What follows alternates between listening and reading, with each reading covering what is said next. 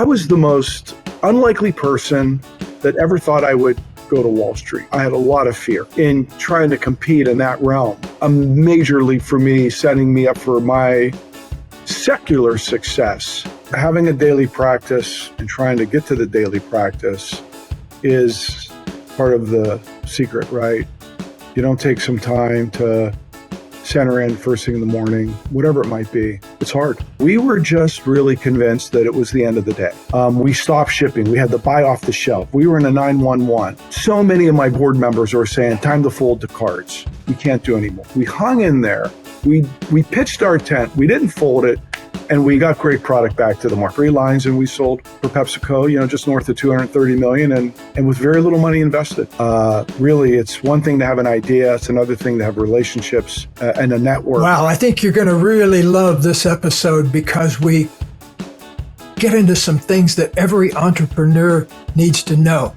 Our guest today is a lifelong entrepreneur, Bill Moses, who's a dear friend of mine and a person in whose enterprises I invest. And so he's got more bandwidth than anybody else I know. And he's going to tell us about his big leaps. And I really can't wait for you to hear about it. Yeah, and in this episode, a couple of the big takeaways that I have that were really fun is you're going to learn what Bill's genius zone is, true genius is. And it is a really, really amazing skill. And if anyone can spend most of their time in this space, great things are going to happen. But you're also going to learn what Bill's ideas are for creating alignment, building trust, and aligning values and drive. And it's nothing that is obvious. So, Bill, how about you? What's your big idea that you want to share before we get this episode going? Yeah, the big idea, I think, is that you could never expect the unexpected, but you could vision it, and you could make it a reality with a lot of hard work and undaunting conviction. So I think that's really what comes to me right now. Fantastic. Well, you'll get that. You'll also hear about what Bill's daily practice is that keeps him sharp, and also a little strategy, a gadget that he has that gives him more energy and keeps him at the top of his game. All that and a lot more in this episode of The Big Leap.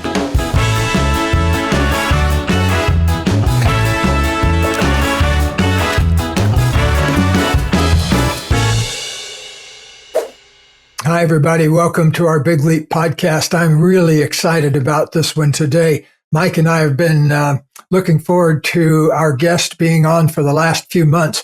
Mike, how are you doing?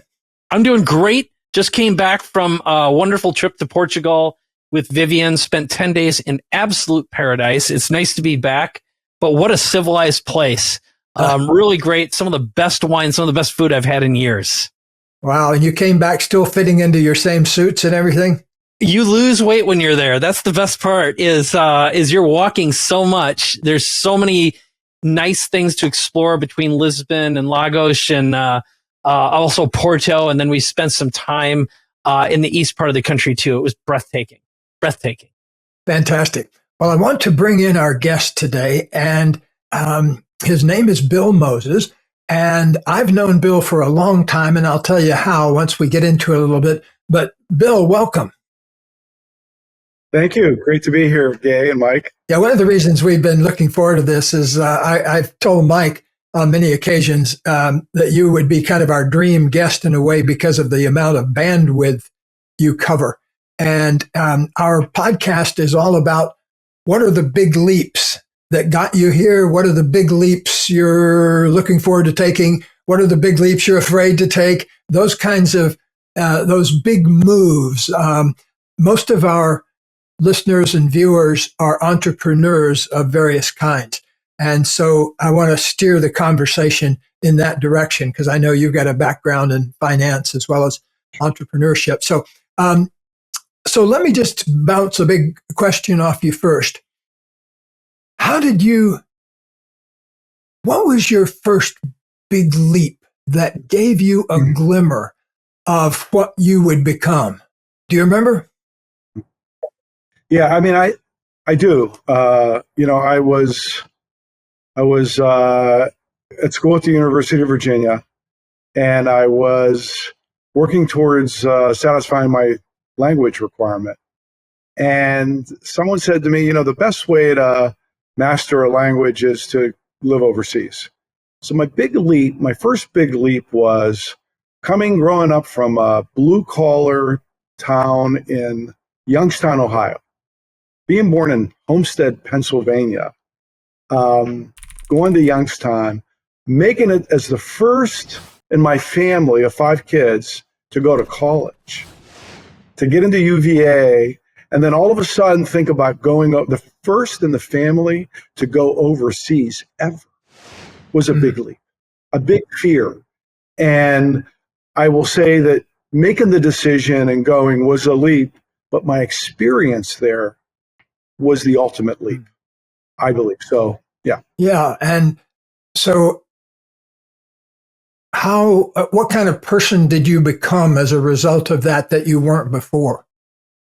Yeah, no, I didn't understand that other cultures really had different core values than where I grew up, and the core value of community, the core value of, the patisserie, the handmade, local, parochial sort of establishment that I experienced in Aix-en-Provence, France.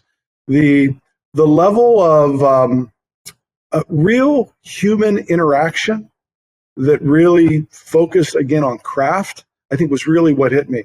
Coming from a McDonald's high school backdrop in Midwest, going to a place where everything had a high level of touch and thoughtfulness really was a shift for me. It made me realize there is a quality to life and that otherwise I never really saw. So. And how old were you again when that was taking place? I think I was a junior in college, so 17, 18, 21, I would say about 21 years old. Yeah. And what was your big leap that got you into thinking about business, finance, those kinds of things? How did that move go? Well, it's really interesting. I think taking that experience in France and living with a garage winemaker and sampling wine as part of the déjeuner, part of the everyday experience, and that craftiness put in the back of my brain that I loved the idea of fermentation. And so I was mystified by it. So that was there. So when I went back to UVA, finished up my last year, graduated, I really had no direction. I ended up following my high school sweetheart to New York City, lived on top of McSorley's Ale House on East 7th Street in a flat with her. And I thought I would maybe get into theater, the arts, looked around for a job, couldn't get one. But what really struck me was something that my father said to me, which was, why don't you go work on Wall Street and learn the money game? Because once you understand how to capitalize businesses and to do capital formation and business formation, you could really maybe do what you want because you have that way in. And so I was the most unlikely person that ever thought I would go to Wall Street, like coming out of France and the cultivation of cheeses and fermentation and everything that was tactile to something that's cerebral. Anyway, long story short, I ended up doing interviews and getting a job at a big company called Bear Stearns, and entering that, I had a lot of fear in trying to compete in that realm where I came from. But getting there, starting there, getting their training program was a major leap for me, setting me up for my secular success today. Now, here's a point I want to drop in some biographical information that regards both of us.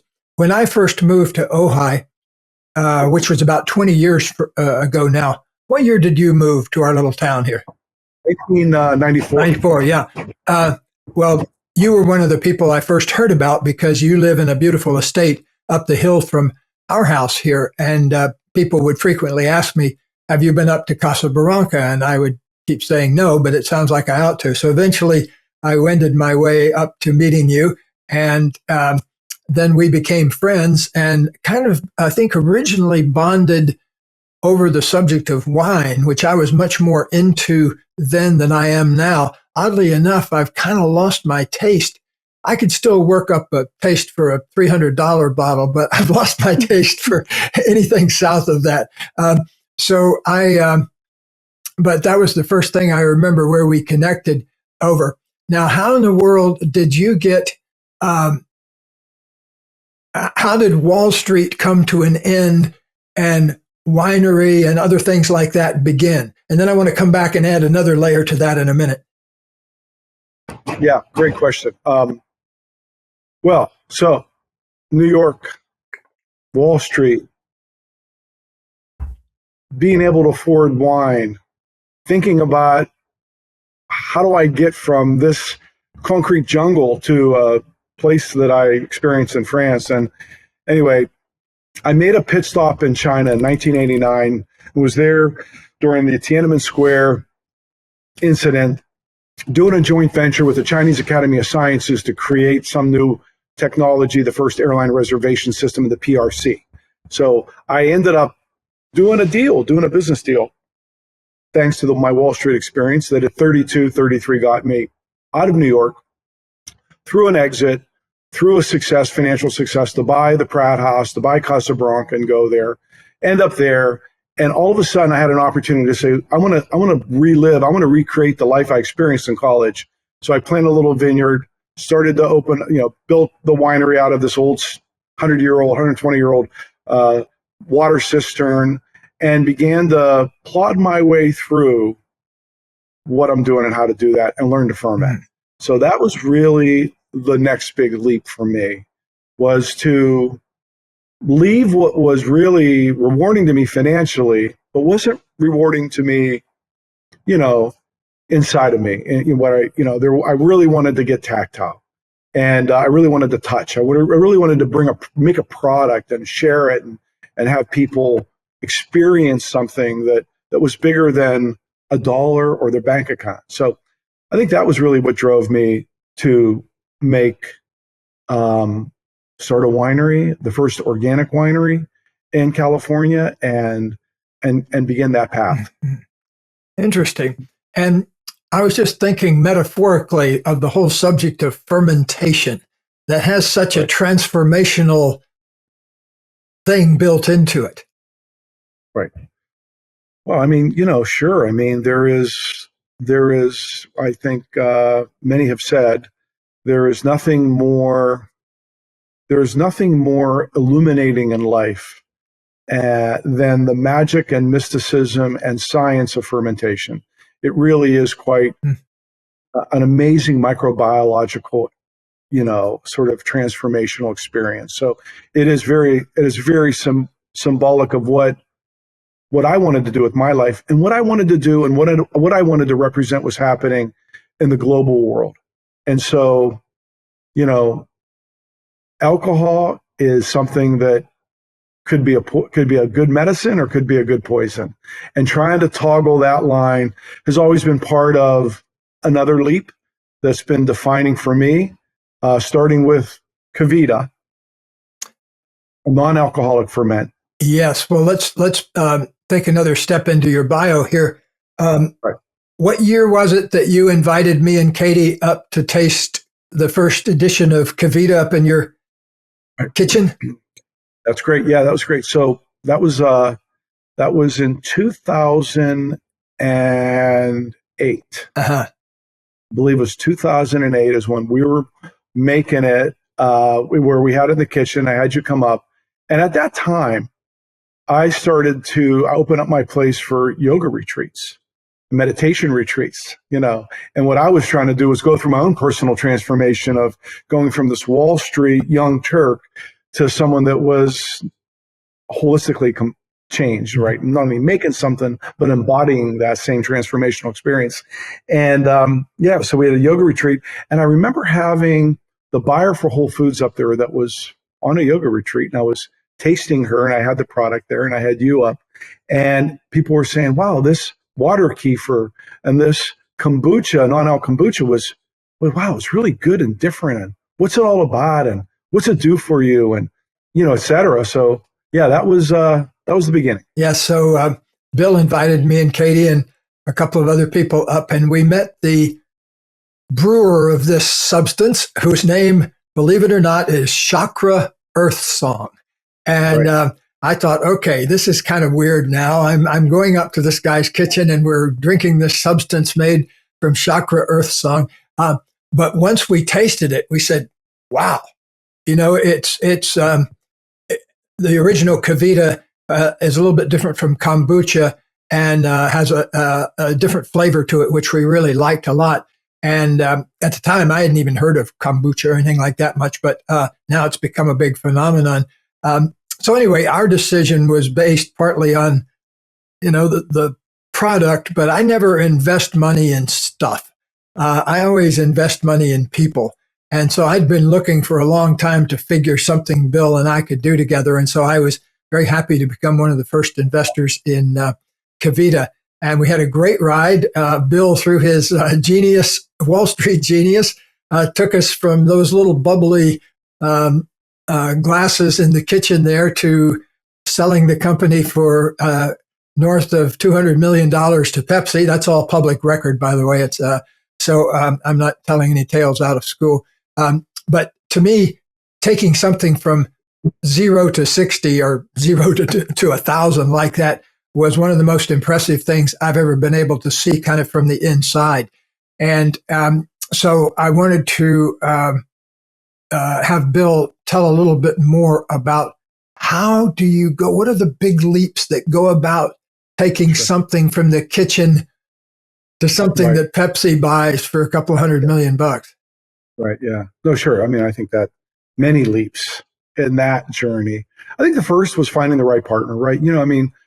Connecting with Chakra and what she had done in her kitchen with regard to the water kefir was really critical. And of course, my wife, Eliza, introduced us, and trying to get someone of my ilk was to match with someone like her was a real journey and a real learning. And we found a way to partner. We found a way to really complement each other.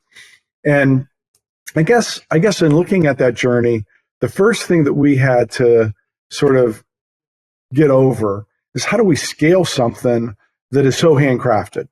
And we had to really innovate to learn how to make a fermented, non-pasteurized product stay of high quality and high consistency when you ship it across the country. Well, in doing so, we had a couple of challenges. And one of the challenges that was probably the biggest leap in my Kevita journey was when we came back with some lab testing and we found out that we had E. coli in our product. And I had some ex-Odwalla folks that were Robert Adams, who came in and was our head of sales, became the third co-founder.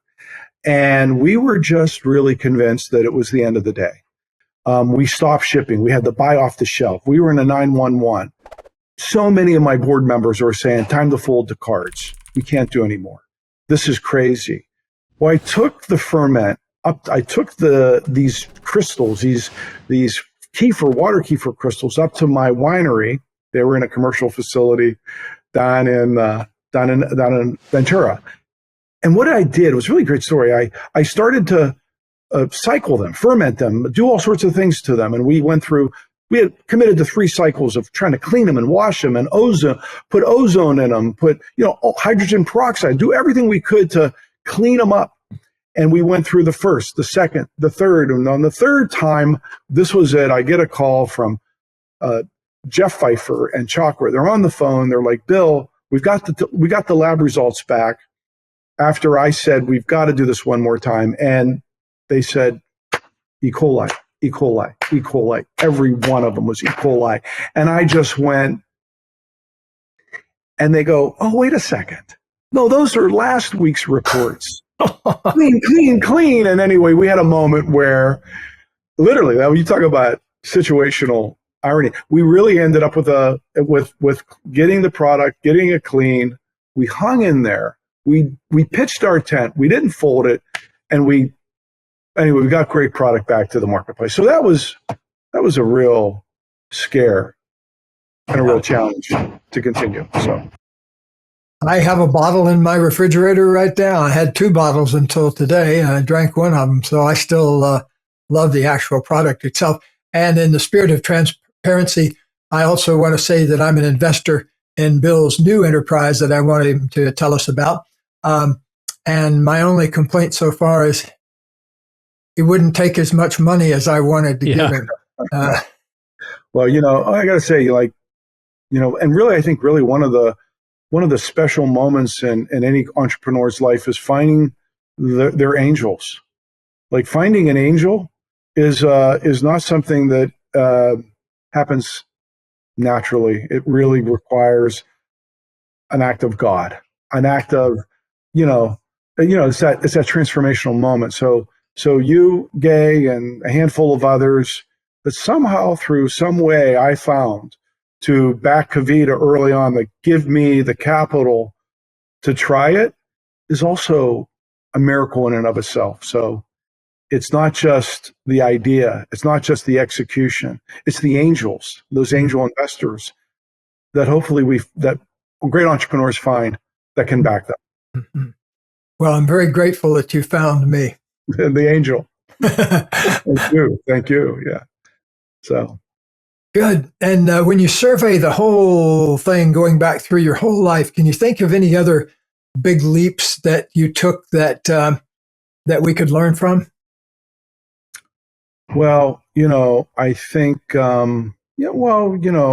big leaps.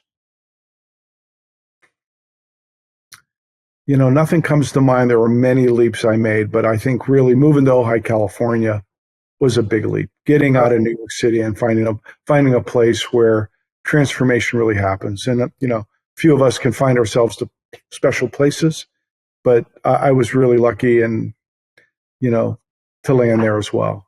So, yeah. I've felt very blessed by that too. Being able to live in a transformational environment. I don't know if you know this, listeners and viewers, but our little town here has been a spiritual location for hundreds of years, going back to the Native Americans that lived in this area originally. And many of the spiritual organizations of maybe 100, 150 years ago bought land here, like the Krishnamurti organization and Alice Bailey organization and some other big ones like that. So people have felt a pull here, which is also why the real estate prices are through the. There's also thanks. Yeah. I mean, there's also one other leap that I think we had in the Kevita story, and that is that we really held ourselves out as the anti-kombucha. Like that kombucha stuff, it's sour. Nobody's going to go for it. We're the softer lactobacillus ferment that isn't, quite as harsh. But what we saw was that to our surprise, the kombucha category was just on fire, on its way to be $1 billion category. So midstream through our company, I looked at everybody and I said, let's do a kombucha. And they thought it was sacrilegious. They were like, what do you mean a kombucha? Like we're the opposite. We're trying to, anyway, long story short, we found a way. I worked to innovate with our team to come up with a kombucha. And we then had the kombucha and the water kefir. And anyway, that was really interesting. Pivoting, being supple enough to know what you're saying you're not. Yeah. You can also become, That's a huge leap when you go from being the anti to pro. It's, I don't know if either one of you play the game of Go. Mm-hmm. Sure. Yeah.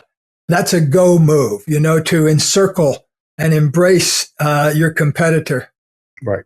So that was really opportunistic and really required a lot of selling of the board and everybody that we're going to go where we have claimed to be to be an opponent. So anyway, yeah, I could hardly believe that when I first heard it was happening. Right.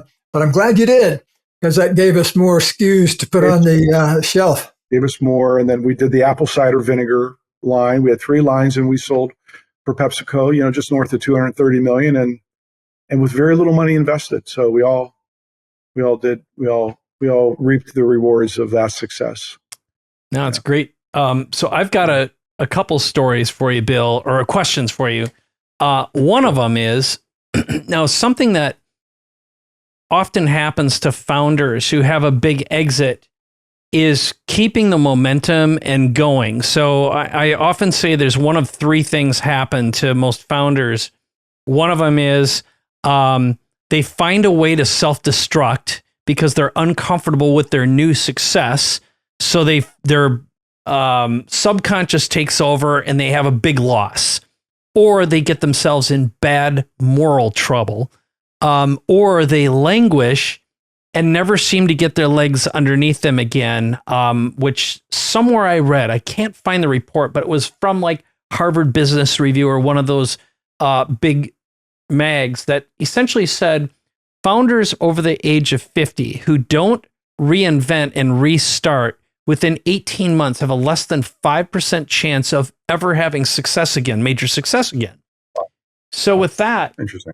What is it that keeps the fire going after a big exit and has kept you in the game versus just going away and living happily ever after, or just not self-destructing? What would you say attributes to that? Yeah, that's a great story, and I think that'll lead to my final leap that I'm not sure I've made yet. But yeah, I mean, coming out of that success, so many said, I don't need to work again. I need to just enjoy family and and be. But I couldn't. So I don't know. I felt a desperate fire and urge to leverage what I had, the knowledge, the success, to other things. And I initially wanted to just be a private equity guy. I was hired by a big private equity firm out of Santa Monica, and I headed up their CPG department. Was making 7 figures, and they were looking to deploy all this money across all these brands. And I got to tell you, it was exactly what I wasn't. It wasn't for me. I didn't want to work in that matrix. I didn't want where it was all about how much more can we extract from them. And so after about 8 months, I left that, and I then, gravitated to a couple of the brands that I knew that needed some expertise, leadership, money. And, there were 3 or 4 brands that I helped put together and took the founder and nurtured him and got 4 different brands to a place where I'm on the board and an advisor, and they were off and running. But I was still uncomfortable. I still felt like a fish out of water because, it's not mine, and there's only so much I could do. And so then that's when I started Fermented Sciences, and I just said, I've got to do something that's mine, I own, and I want to innovate something new and different in different categories. So, NAY, Fermented Sciences, which is the current company and business that I sit on top of, and with products that we're in market with right now. So it was just about knowing that I needed to stay relevant, knowing that for some reason, and I'm also a bit of a workaholic. I think like there's something about my deep aspiration of being in a state of deep transcendental meditation and really connecting with the greater power all the time. But for some reason, I couldn't really go there, like I envisioned someday I would. And so my left brain overtook my middle eye and my right brain, and ended up becoming, continuing to do what I'm doing. Maybe not. I like to think instead of thinking of you as a workaholic, I like to think of you as a person who's tapped a deep energy source and is putting that out in all sorts of different ways. And I mentioned earlier, one of the things I most respect about you is your bandwidth, to be able to turn out a great wine, run a winery, plus all of these other things, plus run a yoga studio and keep up with your estate. That's awesome to me. I've kind of gone the other way in my life. So I've gradually trimmed down to where I only own one house now, and I only have one car now. And I've kind of gone the other direction. 25 years ago, we had all sorts of more stuff than we do now. And so, to me, you've somehow managed, though, in spite of all this, or in light of all this busyness you have going on, you seem to be able to, when I see you anyway, you're maintaining your center. I think that's quite awesome thing, and I really appreciate that about you. Yeah, having a daily practice and trying to get to the daily practice is part of the secret, right? You don't take some time to center in first thing in the morning, whatever it might be. For me, I go down to the yoga studio and I have my own practice, my routine. It's hard. The other thing that's really helped me out, I've been able to afford, is I take a nap every day in my hyperbaric chamber here in the office. And I got to tell you, there's something about pure oxygen, sleep, and pressure that seem to really reset me midday. So not everybody is blessed or can afford such conveniences, but it's really been my secret. Yeah, we had one for a little while. My wife used it. She had an injury, and we have to revisit getting one. I'm a huge advocate. All right, here's the next one. It's kind of a two-parter, which would be, now that you've found your thing and been able to sit inside it, the first part of the question is, if you had to spend 95% of your time or even more in your superpower, your unique ability, what would you say that is right now? How is it honed and refined over time, and how clear are you on what that is? Yeah, that's great. I mean, I think, that's a really great question, and a lot comes up for me. I think my superpower is connecting ideas with people. Really, it's one thing to have an idea. It's another thing to have relationships and a network. But really, ameliorating the right person with the right idea, like really, curating and matching and mixing to create a team or to facilitate an idea or an action, I think is my superpower. And that requires heart, because you have to have a heart connection, I think, with these people to get them to believe in you and buy into you. And then you have to have the right, I guess, creative process and the right logical, I don't know, but I think that's it, without going into what it is underlying that makes that so. But I think that's it. Yeah. I love that. Yeah, the way we define genius around here is that the sweet spot is when you're doing something you love to do that also empowers or enlightens or gives support to other people. Right. That genius has that component of serving other people as well. So, yeah, I guess genius is another word for superpower. And so part of your genius, Bill, is being able to connect ideas and people and flesh that out a little bit. Sure. Feel your way into what other aspects of your genius? Well, I think having insights on a trend yet to occur, like really looking at what's happening in the world or with consumers, I guess, and some in consumer packaged goods, that gives me a view into what could be and what potential there is. So I think that insight on what consumer behavior is occurring that could translate into a new product that would serve them, that could be a trend in the future. So I think that's being able to see stuff that isn't there yet. I guess that's one way. Yeah. Yeah, what I had here is it's tapping into the ethereal of possibility, potential trends, what will become the mainstream. And I love that. That definitely, that's deep. So here's the part 2 question. So right now, I assume that you are spending a ton of that time in your genius zone of connecting ideas and people. What would you say is your biggest personal or professional challenge, or your upper limit challenge inside of that space? Like, if you feel into that, What is a challenge, a problem, or a danger that you routinely find yourself bumping into that you haven't either yet solved or you're missing a right who to help you fix it? Well, I think that historically I have, um, given that I'm currently running a company, I got to be really judicious in what I say because some may read some things into it. Look, when you're building a leadership team and you're refining and curating that leadership team, I think getting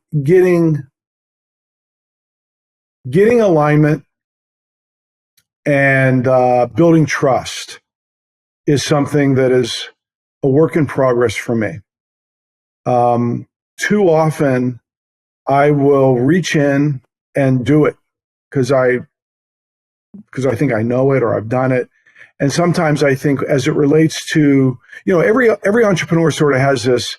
There's a little bit of survival that they experience. Like you have time and money is against you, and you're in survival mode to some extent. Not where you just, and so entrepreneurs move with a passion and with a quickness and speed of light that is required to win. You can't be a dinosaur sitting back waiting for things to happen. And I know that oftentimes building great leadership teams, sometimes you bring in great leaders that have been, but the energy and the quickness and the ability to move might not be what might be required in a young developing company and developing a culture. So as opposed to maybe me empowering, training, aligning, I might find myself reaching through them, beneath them, to do what needs to get done, creating, I think, sometimes some trust issues. So that has probably been my ongoing learning on how to create alignment and trust without disruption, and yet still keep a sense of urgency, right, and a sense of drive that we don't have time to waste. Got it. So, yeah, while you were saying that, that's exactly what I wrote down, was this creating a common sense of urgency and values alignment and drive. So it's interesting to listen.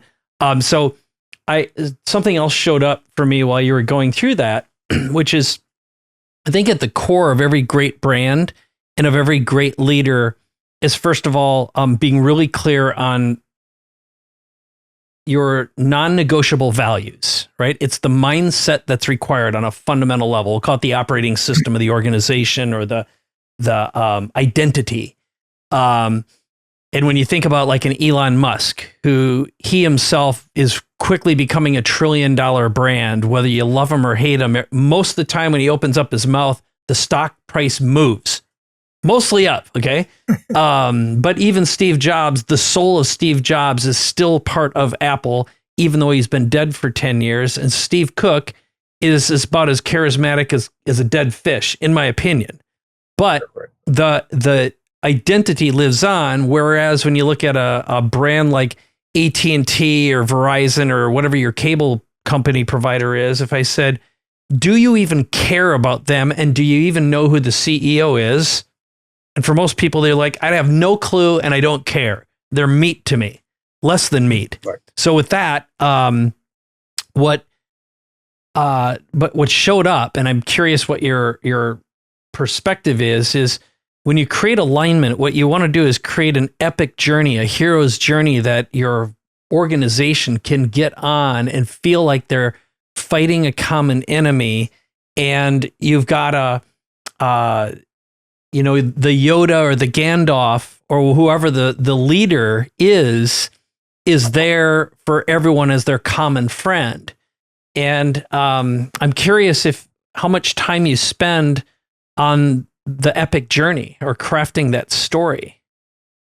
Yeah, wow, that's really great. It's funny, we have a senior leadership retreat coming up later this week, this is the guts of it, like, right? Okay. Yeah, the epic journey. I have an overview that when the the ship, the mothership is moving, that it is, I have a view in that it is going to hit storm clouds. It is going to have, and the crew is going to be shaken to its core as to whether this thing's going to crash or burn. We're going to get incredible. And in the history of the brands I've been involved with, I've watched going from total elation to overconfidence of a clear visibility and trajectory to clear skies and we're going to the other side, to all of a sudden being hit with a lightning storm and you're nose diving from 38,000 feet and the oxygen masks are popping out because you don't know what to do. You're grasping for air. And the one thing I think that so having that overview, that journey to wherever to that promised land or whatever that vision is you're going to go is going to be full of that. Mm-hmm. And this piece of two things that I think are three things that brings this leadership team and concept all together is, I just interviewed a guy who was with one of the largest craft brewers in America, and he's a very high level guy there. And he's thinking about coming to this little brand. And one of the things I said to him is that there's three things that you really need to have. You need to have no fear. You really need to really know that you could withstand the journey. And the other two pieces of the core value that I want to bring in is that there's got to be total transparency and the total permission to debate, so that you're clear, you're open and you're safe to debate whatever might come up so that we could all align and make sure we have all hands on the right instrumentation or the all hands and all things pointed in the right direction. So anyway, I don't know if I answered your question around the overview of the journey, knowing what we're going to go through and what it takes when the people in the cockpit, the people that are driving the ship, what they need to do and employ in order for us to withstand the vicissitudes of one ride that few can endure. So, Yeah, you have to go in being willing to be surprised. And Eric Erickson, a great developmental psychologist at Harvard, once said that every breath you take after the age of 50 is a choice between creativity or stagnation. Creativity or stagnation. Right. You've been taking some good breaths for a long time, Bill.